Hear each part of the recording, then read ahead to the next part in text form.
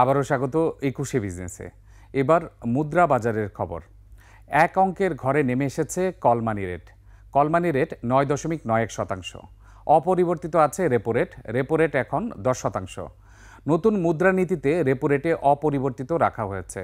অন্যদিকে statutory liquidity ratio SLR ১১.৫% এবং standing deposit facility বা এসডিএফ ৮.৫% অপরিবর্তিত রয়েছে। এবার ডিজিটাল মুদ্রা বা ক্রিপ্টোকারেন্সির খবর জানাবো। দর্শক, তার আগে এ বিষয়ে কিছু তথ্য তুলে ধরছি। ক্রিপ্টোকারেন্সি একটি ভার্চুয়াল মুদ্রা, যাকে হাতে ধরা বা ছোঁয়া যায় না। ক্রিপ্টোকারেন্সির সম্পূর্ণ ধারণাটি আসলে দাঁড়িয়ে আছে ক্রিপ্টোগ্রাফি ও ব্লকচেইন প্রযুক্তির উপর। মুদ্রার লেনদেন ক্রিপ্টোগ্রাফির দ্বারা সুরক্ষিত হয়। এ ধরনের মুদ্রা ব্যাংক ব্যবস্থার উপর নির্ভরশীল নয়। নির্দিষ্ট কোনো নিয়ন্ত্রণকারক সংস্থা না থাকায় প্রথম থেকে ক্রিপ্টোকারেন্সি মুদ্রার প্রায়োগিক ব্যবহারের বিভিন্ন জটিলতা ও নানা সমস্যার দিক আলোচনা, সতর্কবার্তা ও প্রশ্ন তুলে আসছেন অর্থ ও মুদ্রাবাজার বিশেষজ্ঞরা। তবে এর বিপরীতে অনেকেই মনে করেন ক্রিপ্টোকারেন্সি হয়তো সমগ্র বিশ্বের মুদ্রা ব্যবস্থায় একসময় বৈপ্লবিক পরিবর্তন আনবে। ভার্চুয়াল জগতে বেশ কটি ক্রিপ্টোকারেন্সি খুবই জনপ্রিয়। এবার জানিয়ে দিচ্ছি কয়েকটি ক্রিপ্টোকারেন্সির সর্বশেষ মূল্য পরিস্থিতি। ক্রিপ্টোকারেন্সির মধ্যে সবচেয়ে বেশি মূল্য বিটকয়েনের। প্রতিটি বিটকয়েন লেনদেন হচ্ছে ৯৫,৭৮৬ মার্কিন ডলারে। বিটকয়েনের বাজার মূলধন $১,৮৯৮ বিলিয়ন। দ্বিতীয় স্থানে রয়েছে ইথেরিয়াম। এটির দাম $২,৬০০ মার্কিন ডলার। ইথেরিয়ামের বাজার মূলধন $৩১৩ বিলিয়ন। টেথার আছে তৃতীয় অবস্থানে, বাজার মূলধন $১৪১ বিলিয়ন মার্কিন ডলার। ক্রিপ্টোকারেন্সির মধ্যে এক্সআরপির বাজার মূলধন $১৩৯ বিলিয়ন। এটির অবস্থান চতুর্থ। র্যাঙ্কিংয়ে সোলানার অবস্থান পঞ্চম। সোলানার বাজার মূলধন $৯৫ বিলিয়ন। দর্শক, জানিয়ে রাখছি, বাংলাদেশে ক্রিপ্টোকারেন্সির কোনো আইনি বৈধতা নেই, অর্থাৎ এটি অবৈধ। এবার দেশ বিদেশের ব্যবসা বাণিজ্য ও অর্থনীতির আরও কিছু সংবাদ।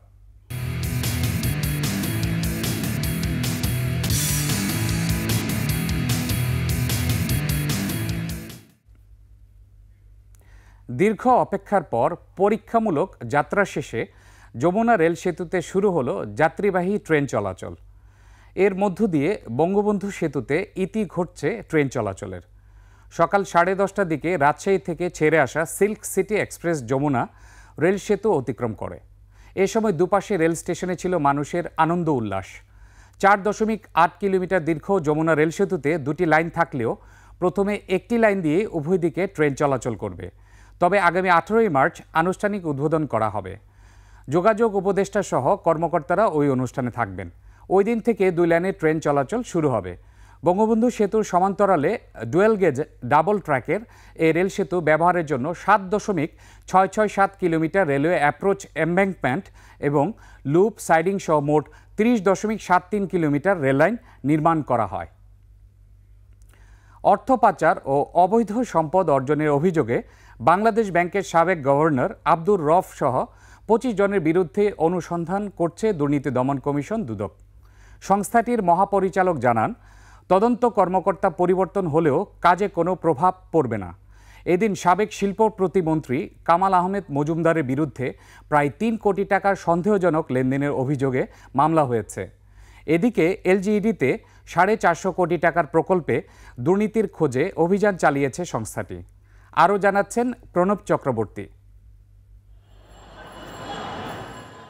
সম্প্রতি অপ্রদর্শিত অর্থের সন্ধানে বাংলাদেশ ব্যাংকের সাবেক ও বর্তমান কর্মকর্তাদের লকার খুলতে অভিযান চালায় পরিচালক কাজী সায়েমুজ্জামানের নেতৃত্বে দুদকের একটি দল।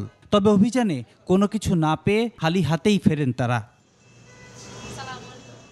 এরপরই ফেসবুকে লেখালেখির অভিযোগে বাংলাদেশ ব্যাংকের নালিশের মুখে তদন্ত কর্মকর্তা সায়েমুজ্জামানকে সরিয়ে দেয় দুদক। যদিও বর্তমানে বিদেশি নাগরিকত্ব গ্রহণ করে অর্থ পাচার, শেয়ার বাজার থেকে অর্থ হাতিয়ে নেয়া, রিজার্ভের অর্থ তছরূপ সহ বিভিন্ন ঘটনায় কেন্দ্রীয় ব্যাংকের সাবেক বর্তমান 25 কর্মকর্তার বিরুদ্ধে অনুসন্ধান করছে সংস্থাটি। তাদের দাবি কর্মকর্তা বদলে কাজে কোনো প্রভাব পড়বে না। দুর্নীতি দমনে সমন্বিতভাবে আমরা সবাই কাজ করছি। দুটি প্রতিষ্ঠানের মধ্যে কোনো ধরনের ভুল বুঝাবুঝি যেন না হয়, অনুসন্ধানে চলমান আছে। সেটা পরবর্তী কর্মকর্তা যিনি দায়িত্বপ্রাপ্ত হবেন তিনি তার কাজ চালিয়ে নিয়ে যাবেন। এদিন 15 কোটি টাকার অবৈধ সম্পদ অর্জন ও 296 কোটি টাকার সন্দেহজনক লেনদেনের অভিযোগে সাবেক শিল্প প্রতিমন্ত্রী কামাল আহমেদ মজুমদার ও তার ছেলের বিরুদ্ধে মামলা করেছে দুদক। 296 কোটি টাকারও বেশি টাকা সন্দেহজনক লেনদেন করার অপরাধ প্রাথমিক অনুসন্ধানকালে প্রমাণিত হয়েছে। এদিকে সারা দেশে পৌরসভার প্রায় 4.5 কোটি টাকার উন্নয়ন প্রকল্পে দুর্নীতির অভিযোগে স্থানীয় সরকার প্রকৌশল অধিদপ্তরে অভিযান চালিয়েছে দুদক। অভিযানে জব্দ করা নথিপত্র বিশ্লেষণ করে পরবর্তী পদক্ষেপ নেওয়া হবে বলে জানিয়েছেন দুদকের সংশ্লিষ্টরা। 285টা পৌরসভা যেহেতু আছে, এটা যাচাই বাছাই করে হয়তোবা দেখলে বোঝা যাবে সেখানে কোনো অনিয়ম হয়েছে কিনা। প্রণব চক্রবর্তী, 21 টেলিভিশন, ঢাকা। কড়া নাড়ছে ভালোবাসা দিবস, আন্তর্জাতিক মাতৃভাষা দিবস ও স্বাধীনতা দিবস। 3 দিবসের বাজার ধরতে ব্যস্ত ঝিনাইদহ ও নারায়ণগঞ্জের ফুল চাষিরা। ফলন ভালো হলেও বাজার দর নিয়ে হতাশ তারা।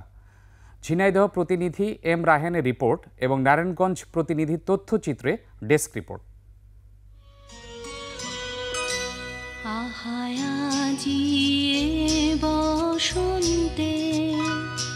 হ্যাঁ, বসন্ত একেবারে দোরগোড়ায়। শুধু বসন্ত নয়, আসছে ভালোবাসা দিবস ও আন্তর্জাতিক মাতৃভাষা দিবস। ফুলের ভরা মৌসুমে এই 3 দিবসের বাজার ধরতে ব্যস্ত সময় পার করছেন ঝিনেদার ফুল চাষিরা। বাজার ধরার জন্য খুব ফুল চর্চা করছি, ফুলটা মানসম্মত করার জন্য। ফুলের মাঠ সেজেছে 7 রঙে, আর এই ফুল চাষ করে স্বাবলম্বী হয়েছেন অনেকেই। সামনে যেমন 3টে দিবস আছে, যদি পাই একটু লাভবান হতে পারবো। সার ওষুধের যে দাম এবছরে, তা সেই হিসেবে ফুল বাজারের দাম খুবই কম। বাজারে প্লাস্টিকের ফুলে ছেয়ে গেছে, তাই ফুল বাজারে দাম না পেয়ে হতাশ তারা। সামনে যে 21শে ফেব্রুয়ারি আসছে, আশা করা যাচ্ছে যে ফুলের দামটা একটু বাড়তে পারে। যারবার আপনার 4 থেকে 4.5 টাকা পিস। কৃষকদের ফুল চাষ ও বাজারজাতকরণে সব ধরনের সহযোগিতা করে যাচ্ছেন কৃষি বিভাগ। ফুল সংগ্রহ পরবর্তী যে ব্যবস্থাপনা, সে বিষয়ে আমরা তাদেরকে কারিগরি পরামর্শ দিচ্ছি। এদিকে নারায়ণগঞ্জ বন্দর উপজেলার শাব্দি গ্রাম সেজেছে ফুলে ফুলে। বাণিজ্যিকভাবে ফুল চাষ হচ্ছে। এবার ফুলের চাষটা অনেকটাই কম হয়েছে, তবে এখনো পরিপূর্ণভাবে ফোটেনি ফুল। আবার রমজানেও ফুলের বাজার থাকে মন্দা। এই অবস্থায় সময় মতো ফুল না ফোটায় দুশ্চিন্তায় চাষিরা। যদি রমজানটা আটটু পাচ্ছে হয়তো এই ফুলের ব্যবসাটা আমরা সবল হয়ে উঠে যেতে পারতাম। অন্ত পুরা ফুটে নাই। ফুলের সৌন্দর্য উপভোগ করতে প্রতিদিনই বিভিন্ন এলাকা থেকে আসছে দর্শনার্থী। ঘুরতে আসে, ফুলের বাগান দেখে। পরিবারের সাথে শাব্দিতে আসছি ফুল দেখতে। বিভিন্ন জায়গার লোকজন আসে এবং এটা একটা দর্শনীয় স্থান হয়ে দাঁড়িয়েছে। ফুল চাষে কম সুদে ব্যাংক ঋণের ব্যবস্থা আছে বলে জানালেন এই কৃষি কর্মকর্তা। 4% যে লোন সুবিধা আছে বাংলাদেশ সরকারের বিভিন্ন আমাদের রাষ্ট্রায়ত্ত ব্যাংক থেকে, তারা সেই সুবিধাটা পেয়ে যায়।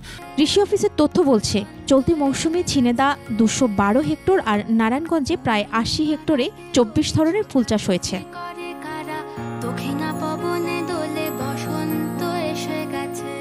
মহিমা পলি, ডেস্ক রিপোর্ট, 21 টেলিভিশন।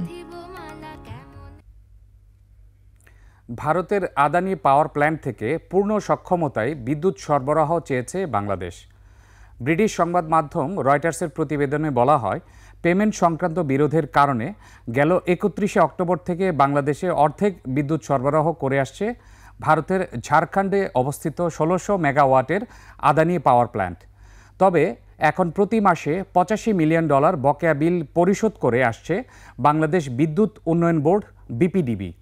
এই অবস্থায় আদানি গ্রুপের সঙ্গে বড় কোনো সমস্যা নেই উল্লেখ করে শতভাগ বিদ্যুৎ সরবরাহ চেয়েছে বিপিডিবি।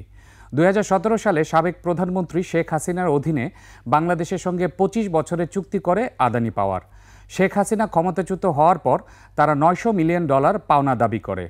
বিরোধ দেখা দিয়ে বিদ্যুৎ শুল্ক নিয়ে রয়টার্স বলছে, বাংলাদেশে আদানির বিদ্যুতের দাম ভারতের তুলনায় প্রায় 55% বেশি।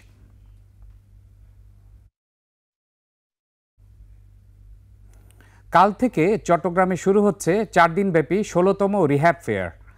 সংবাদ সম্মেলনে রিহ্যাবের ভাইস প্রেসিডেন্ট দেলোয়ার হোসেন জানান, রিহ্যাব আবাসন শিল্পের মাধ্যমে নাগরিকদের জন্য কর্মসংস্থান তৈরি করছে।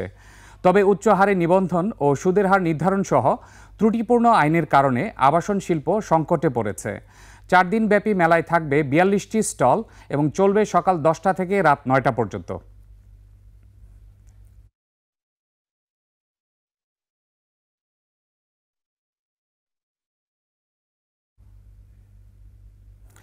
দর্শক, নিচ্ছে একটা ছোট্ট বিরতি। বিরতির পর দেশের ব্যবসা বাণিজ্য ও অর্থনৈতিক পরিস্থিতি নিয়ে আমরা কথা বলবো Dhaka chamber of commerce and industries DCC এর সাবেক প্রেসিডেন্ট আশরাফ আহমেদের সঙ্গে। ততক্ষণ আমাদের সঙ্গে থাকুন।